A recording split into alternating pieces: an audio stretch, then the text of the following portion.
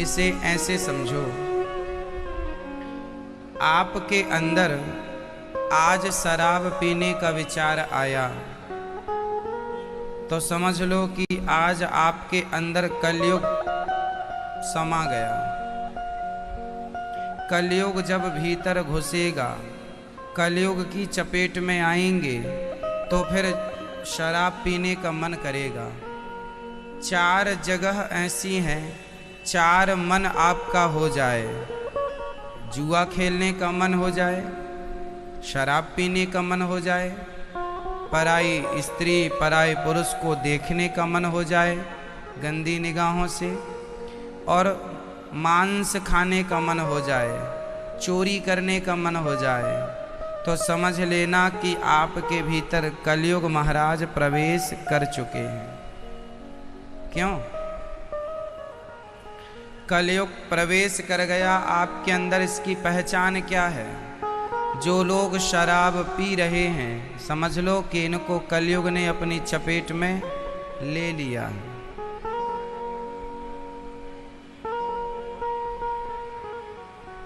जिसको बहुत खांसी आ रही है, समझो कि कोरोना ने चपेट में ले लिया है। क्यों? पहचान है ना। बहुत खांसी है, समझ लेना कोरोना ने चपेट में ले लिया। उसी तरह बहुत शराब पी रहा है, बहुत या बहुत थोड़ी पी रहा है, छू रहा है शराब को, समझ लेना ये कलयुग की चपेट में आ गया है। जुआ खेल रहा है, किसकी चपेट में है? बोलो। द्यूतम पानम, जो पराई स्त्री पराई पुरुष को देख रहा है, देख रही है, समझ लेना कि यह कलयुग की चपेट में आ चुका है। और मांस खा रहा है, मतलब कलयुग की चपेट में आ गया है। और जो कलयुग की चपेट में आता है, कलयुग उसे नंगा नाच नचाता है। कलयुग उसे बहुत कष्ट देता है, चक्कर में पड़ा रहता है वो आदमी। उसे जीवन में कभी सुख नहीं, शांति नहीं। जुआ खेलने वालों के जीवन में कोई शांति नहीं है, शराब पीने वालों के जीवन में कोई शांति नहीं है, मांस खाने वालों के जीवन में कोई शांति नहीं है, चोरी करने वालों के जीवन में कोई शांति नहीं है। ये सब कलयुग की चपेट में आ गए हैं। कलयुग ने नहीं अपनी चपेट में। कलयुग तो ढूंढता है कि कितने लोग चपेट में आवें। कोरोना से बचने के लिए क्या उपाय था? लॉकडाउन। घर में रहो, घर में रहो और रामायण देखो। घर में रहो और टीवी पर रामायण आ रही थी ना, आप लोगों में से कितने लोगों ने देखी है? आपने नहीं देखी भैया? आपने देखी? जो घर में रहेंगे और रामायण देखेंगे वो कोरोना से बच जाएंगे, और जो बाहर निकलेंगे, होशियारी में घूमेंगे, वो कोरोना की चपेट में आएंगे। वही है जो घर में रह करके भगवान का चिंतन करते हैं, निंदा और चुगली से बचते हैं, जुआ शराब पर नारी पर पुरुष से बचते हैं, वो भगवान की शरण में पहुंच जाते हैं, बच जाते हैं दुखों से। और जो ज़्यादा होशियारी करते हुए शराब पीने वाले लोग कहते हैं क्या होता है, अभी नहीं हो रहा है, होएगा। मांस खाने वाले बोलते हैं क्या होता है, सब खाते हैं, सब खाते हैं। कहाँ सब खा रहे हैं? हम तो नहीं खा रहे हैं, आप में से बहुत लोग नहीं खाते। ये लोग कहते हैं सब खाते हैं, कहाँ सब खाते हैं? सब ही धर्म से भ्रष्ट हो जाएंगे, पृथ्वी उसी दिन रसातल में चली जाएगी। ये टिकी है तो आप जैसे कुछ अच्छे भक्तों के कारण ये टिकी हुई है। वरना कब की रसातल में चली जाती। सब खाते हैं ऐसा नहीं है, कुछ लोग खाते हैं। इसलिए कलयुग के 4 स्थान हैं। जुआ खेला कौरवों ने, सर्वनाश हुआ। शराब पी ली, 56 करोड़ यदुवंशियों ने आपस में लड़ गए। पराई स्त्री को देखा रावण ने, सर्वनाश हो गया। इसलिए सबसे बुराइयों से बचो, और जहाँ कथा हो रही हो, जहाँ कीर्तन हो रहा हो, जहाँ भगवान का स्मरण हो रहा हो, जहाँ लोग भगवान की चर्चा कर रहे हों, जहाँ लोग निंदा चुगली से बच गए हों, वहाँ सदा भगवान का वास है, सत्य का वास है। वहाँ सतयुग त्रेता द्वापर का वास है। तो आप में से कितने लोग कलयुग की चपेट में आ गए हैं? कलयुग कहाँ कहाँ रहता है आप बताओ? शराब 1, जुआ 2, पराई स्त्री 3, मांस 4। कलयुग कहाँ कहाँ रहता है बताओ? बोलो। नंबर 1 शराब, नंबर 2 जुआ, मांस, चौथा याद कर लो आप लोग, द्यूतम पानम स्त्रियः सूना यत्रा धर्मश्चतुर्विधा। आप में से कितने लोग शराब पीते हैं? हाथ उठाओ।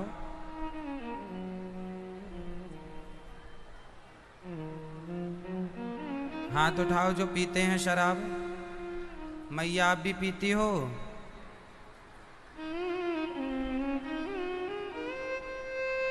आप में से कोई पीता है शराब? क्यों? आप जी पीछे वाले पीते हो शराब? आप पीते हैं? रोज पीते हैं? कभी कभी? कभी कभी? ज़्यादा पीते हैं? कम? थोड़ा? आगे पीने का क्या ख्याल है? छोड़ेंगे कि पिएंगे?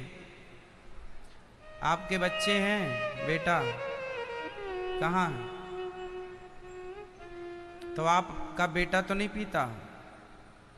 छोटा है तो बड़ा होएगा तो आप पिलाओगे कि नहीं? नहीं पिलाएंगे। जो शराब इस धरती का कोई बाप अपने बेटे को शराब पिलाना नहीं चाहता, हाँ या ना? जो चीज आपके बेटे को फायदा नहीं पहुंचाती वो आपको क्या फायदा पहुंचाएगी? जो आपके बेटे के लिए हितकर नहीं है वो आपके लिए हितकर कैसे हो सकती है? इसलिए शराब किसी के लिए हितकारी नहीं है। इसलिए शराब ना पिएं तो आपका बहुत भला होगा। बुराइयों को छोड़ना चाहिए। तो आज से आप छोड़ देंगे शराब? त्याग पत्र दिया, खुश रहिए। शराब ना पियो तो अच्छा। आप तो नहीं पीते? नहीं। शराब पीने वाला व्यक्ति हमेशा अशांत होता। लोग कहते हैं पी लेने के बाद नींद अच्छी आ जाती है, टेंशन खत्म हो जाता है। गलत कहते हैं लोग। शराब पी के नींद अच्छी नहीं आती साहब। मेहनत खूब करो, इतना काम करो, इतने आगे बढ़ो, अपने आप को इतना व्यस्त रखो, इतने थक जाओ कि बिस्तर में जाते अपने आप नींद आ जाए। हम ये दास अनिरुद्ध, हम बिस्तर पर जाते ही 10 मिनट के अंदर सो जाते हैं। हम बिस्तर पर जाते ही 10 से 15 मिनट के अंदर हम सो जाते हैं। हमें तो शराब पीने की आवश्यकता नहीं पड़ी। अपने आप को व्यस्त रखते हैं, अपने आप को किसी ना किसी काम में लगा के रखते हैं। अपने मन को हम खाली नहीं छोड़ते। यदि मन को जरा सा खाली छोड़ देंगे तो मन तुरंत कहीं ना कहीं चला जाएगा। इसलिए हम अपने मन को किसी न किसी काम में लगाए रखते हैं, किसी न किसी अच्छी चीज़ में लगाए रखते हैं। कुछ नहीं है तो भगवान का चिंतन में मन को लगाए रखते हैं। मन फ्री होगा, कहते हैं खाली दिमाग शैतान का,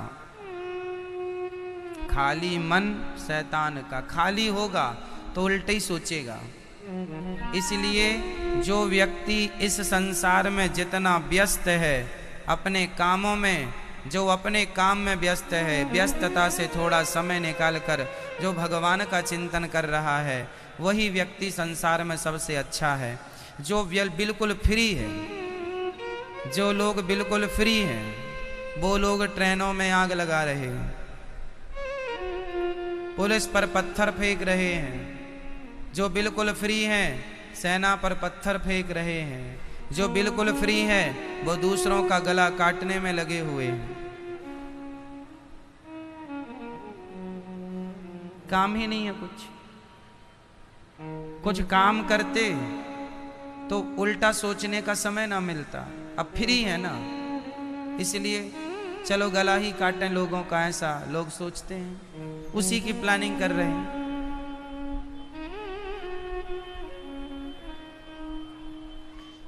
इसलिए आपसे मेरी विनती है, व्यर्थ में यहाँ वहाँ दिमाग ना लगाओ, भटकाओ। जीवन में जितने जल्दी मिटा सको मिटा लो। इस संसार में हम भटकने नहीं आए, बल्कि जन्म जन्म के भटकाव को मिटाने इस संसार में मनुष्य का तन प्राप्त करके आए हैं। भटक तो रहे ही थे, यहाँ भी भटकने आए हो। यहाँ तो भटकाव समाप्त करने, शांत होने। गंगा का भटकाव कहाँ मिटता है? गंगा गंगोत्री से निकलकर भटकती है। इस घाट में, उस घाट में, उस घाट में बह रहा है पानी, कभी इस किनारा कभी इस किनारा, यूं यूं भटकाव है। कहाँ शांति मिलती है? गंगा सागर में। जब गंगा जाके सागर में समा जाती है, शांत हो जाती है। जीवन में ये भटकाव तब समाप्त होगा जब भगवान में जाकर समा जाओगे, शांति प्राप्त हो जाएगी। उस ईश्वर की शरण में चले जाओ, उस ईश्वर की गोद में चले जाओ, उस परमात्मा के चरणों में समर्पण कर दो, भटकाव मिट जाएगा। ठीक है, तो आप में से कितने लोग भटकाव मिटाना चाहते हैं जीवन का? तो भगवान की शरण में जाइएगा और व्यस्त रखिएगा। शराब पीने से अच्छी नींद आती है, ऐसा लोग कहते हैं, गलत कहते हैं। क्यों गलत कहते हैं? बिना शराब के अच्छी नींद नहीं आती क्या? हमें तो आती है, आ जाती है। लोग कहते हैं टेंशन हो जाती है महाराज जी, थोड़ी सी पी लेते हैं, टेंशन हो जाती है। टेंशन उसे होती है जो ये मानता है कि मैं कर रहा हूं। जो ये मान लेता है सब कुछ भगवान कर रहे हैं, उसे टेंशन होती ही नहीं है। हमें कभी टेंशन नहीं होती। ये दास अनिरुद्ध जो आपके सामने बैठा है, हमें कभी टेंशन होती ही नहीं। आपने हमें कभी टेंशन में देखा? मैया टेंशन में देखा? थकावट हो सकती है, हमें होती है तो केवल थोड़ी सी, कभी कभी थकावट हो जाती है, थकावट हो सकती है, टेंशन नहीं। हम कभी टेंशन नहीं करते। क्यों? क्योंकि हमने मान लिया है कि करने कराने वाले भगवान हैं, सब ये कर रहे हैं, होना इन्हीं के हिसाब से है, हम क्यों मरें बीच बीच में। इसलिए जो भगवान करेंगे अच्छा करेंगे। इसलिए जब सब वो कर रहे हैं तो हमें टेंशन किस बात की? हम तो केवल अपना कर्म कर रहे हैं। कर्म करना हमारे हाथ में है, हम करते हैं, फल देना भगवान के हाथ में है। आगे उनकी मर्जी, वो क्या देंगे क्या नहीं देंगे। हम अपना कर्म ईमानदारी से करते हैं। हम टेंशन नहीं करते। तो जो शराबी लोग कहते हैं कि टेंशन हो जाती है, थोड़ी सी पी लेते हैं, टेंशन इसलिए होती है आप अपने आप को कर्ता मानते हैं। और जो व्यक्ति अपने आप को कर्ता माने, कर्ता मीन्स कि मैं कर रहा हूं, जो व्यक्ति ये कहे कि मैं सब कर रहा हूं, मैं परिवार का पेट भर रहा हूं, मैं बेटी का विवाह कर रहा हूं, मैंने ये कर दिया, मैंने, ये आदमी सही कह रहा है कि झूठ कह रहा है? बोलो। बेटी का विवाह आपने किया, आप मर जाते तो आपकी बेटी कुंवारी बैठी रहती।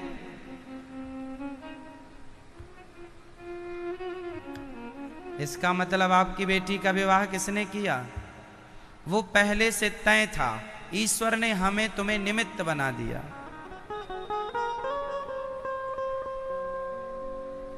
तुम कहते हो महाराज जी हमने घर बनवाया इतना बड़ा, अपनी मेहनत से बनवाया।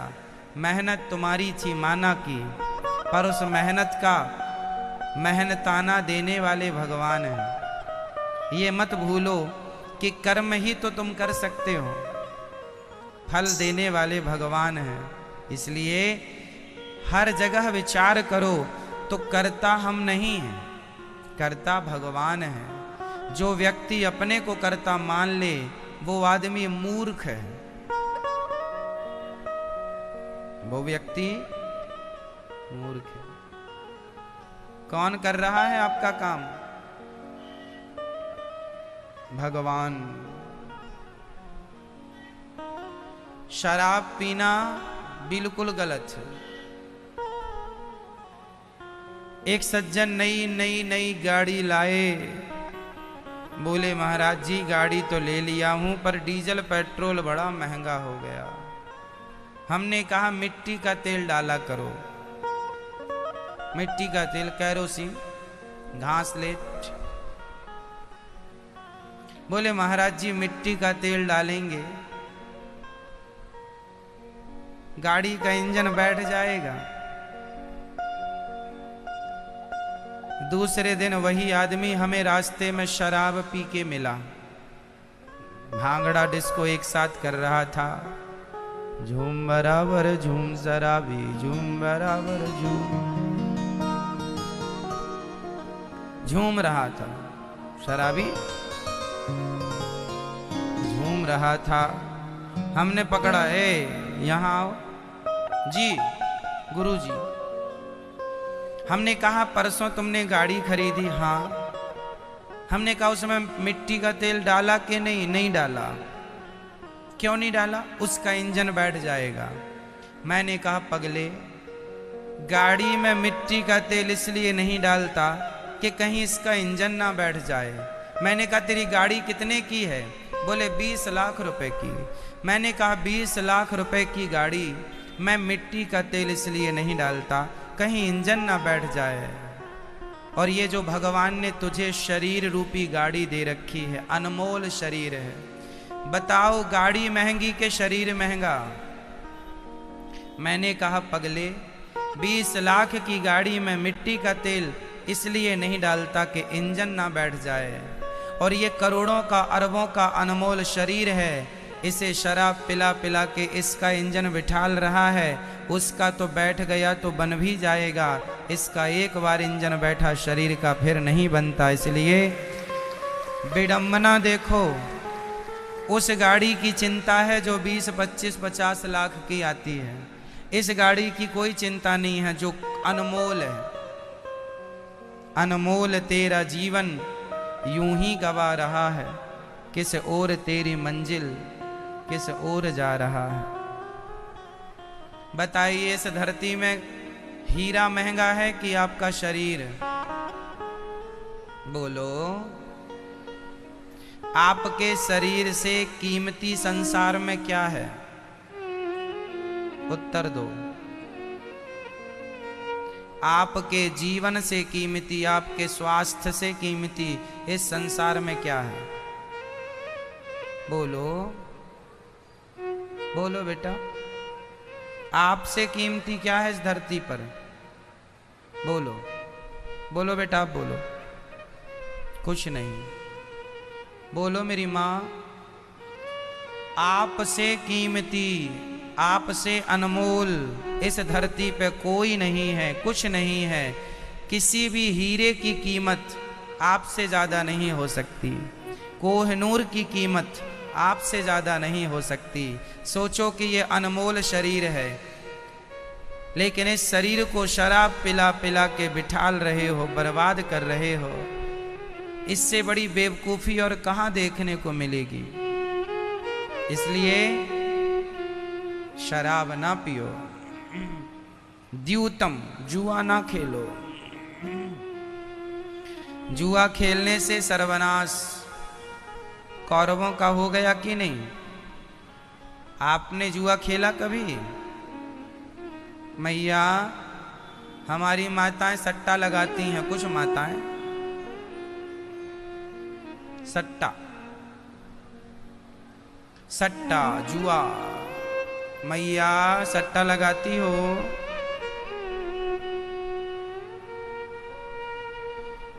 सट्टा जुआ ये सब जुआ है, विनाश करता है। इसलिए बचो, अच्छे काम करो, मेहनत करो, मेहनत का धन कमाओ, उसे सेवा परोपकार में लगाओ।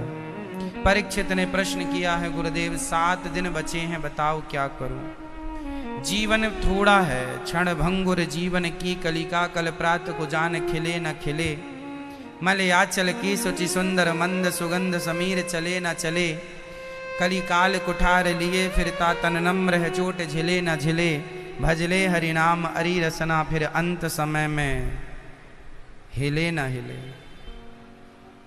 ये जीवन थोड़ा है, इसलिए इसी अच्छे काम में लगाओ। सुखदेव भगवान कहते हैं, जिसे जल्दी मरना है निद्रया ह्रियते नक्तम, व्यवाये न चवावयः। दिवाचार्थे हया राजन, कुटुंब भरणेन वा। निद्रया, जो जिसके जीवन में मृत्यु नाच रही हो सिर पर, काल हमारे सिर पर नाच रहा है, काल हमारे सिर पर है। कब मौत आ जाए कौन जानता है। इसलिए हमारे सिर पे काल नाच रहा है और हम पार्टियों में नाच रहे हैं। हमारे सिर पे कौन नाच रहा है? जोर से। काल मतलब क्या होता है? काल मतलब मृत्यु। काल मतलब हमारे सिर पे काल नाच रहा है और लोग पार्टियों में नाच रहे हैं। हम ये नहीं कहते कि मत नाचो, नाचना बुरा नहीं है। मीराबाई नाचती थी, फर्क इतना है आप संसार के लिए नाचते हैं, भक्त भगवान के लिए नाचता है। यदि नाचना है तो भगवान के लिए नाचो।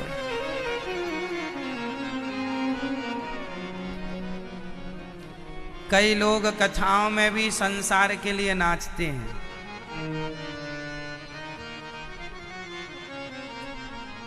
एक मैया कथा में बहुत नाचती थी।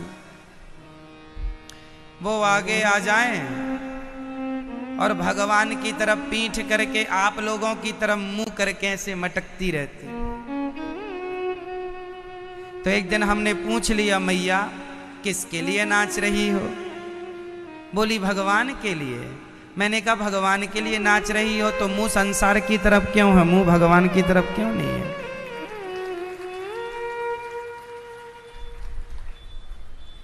क्यों? नाचना बुरा नहीं है। पग घुंघरू बांध मीरा नाची रे, लोग कहें वो तो भई रे बबरिया, सास कहे कुल नासी रे। पग घुंघरू बांध मीरा नाची रे। कोई भगवान को रिझाने के लिए नाचे तो उसका नृत्य भी भक्ति है। लेकिन दुनिया को रिझाने के लिए कोई नाचे तो उसका नृत्य वासना है। इच्छाएं भरी हो जिस नृत्य में, वो वासना है। नाचती तो वैश्या भी है, मुजरा करती है। नाचती तो वैश्याएं भी हैं, नाचती तो मीरा भी थी, लेकिन एक का नृत्य पुरुषों को रिझाने के लिए है और एक का नृत्य गोविंद को रिझाने के लिए है।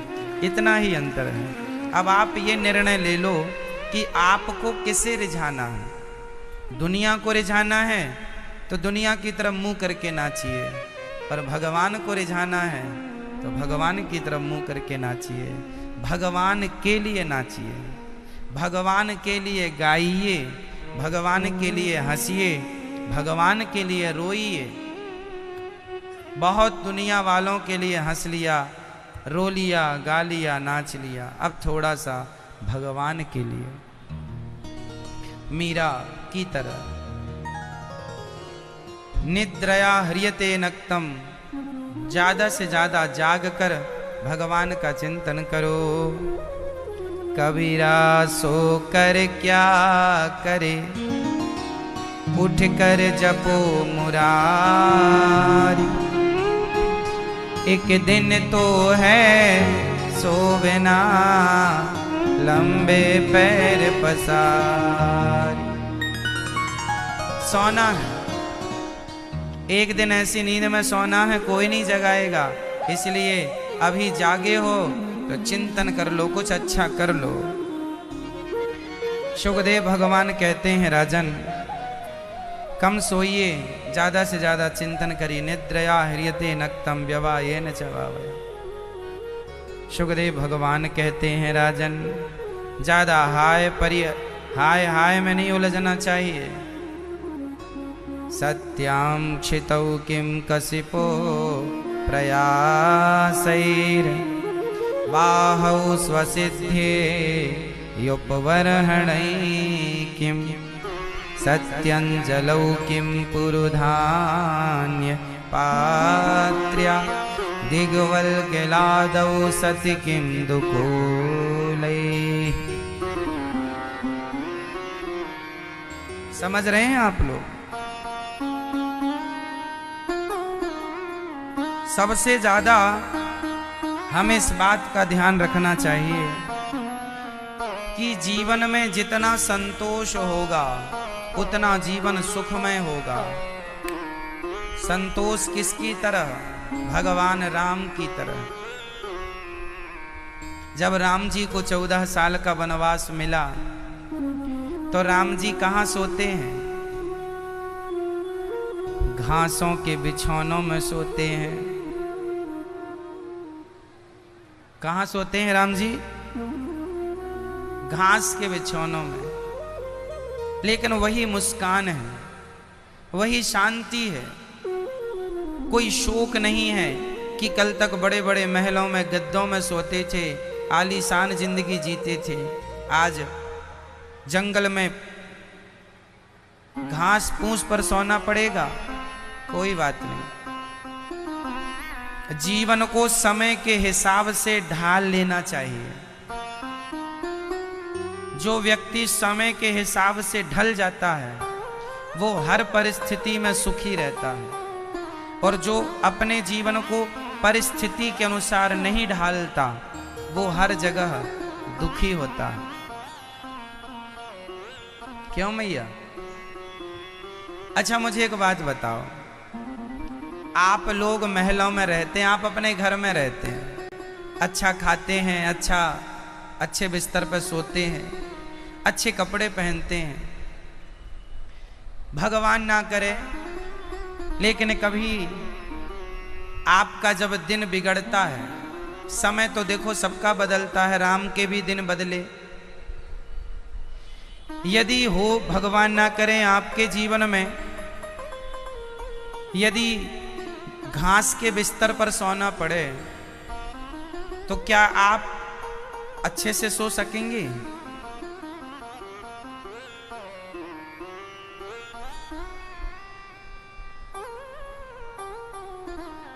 पूरी रात आपको नींद नहीं आएगी, कल तक कहां सो रहे थे, आज कहां। लेकिन धन्य है मेरे राम, 14 साल तक उसी घास के बिस्तर पर,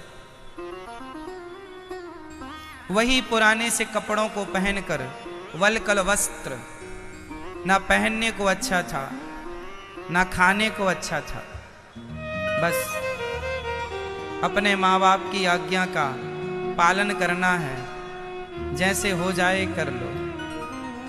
धर्म का पालन करना है, जैसे धर्म निभ जाए निभा लो।